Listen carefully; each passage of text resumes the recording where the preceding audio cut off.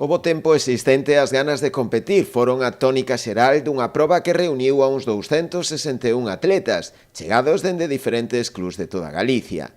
En xogo o Campeonato Galego na modalidade sprint, organizado polo Club Artrogal, en colaboración coa Federación Galega de Triatlón e o propio Concello da Pobra.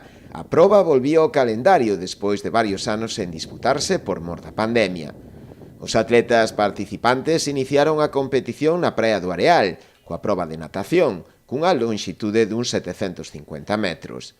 De aí 21 kilómetros en bici, para rematar coa carreira a pé, de 5 kilómetros. Na proba absoluta masculina, a vitoria foi para Andrés Cendán, do Cidade Fluvial de Lugo, cun tempo d'1 hora 45 segundos. Por detrás del, apenas a 8 segundos, entraron Iago Lorenzo e David González. En canto á categoría feminina, a vitoria foi tamén para a triatleta do Cidade Fluvial de Lugo, Ainhoa Gontán, que parou o cronómetro na liña de meta en 1 hora 9 minutos 33 segundos. En segunda posición entrou Ana Santiso, a algo máis dun minuto, completando o podio nesta categoría Isabel Fernández.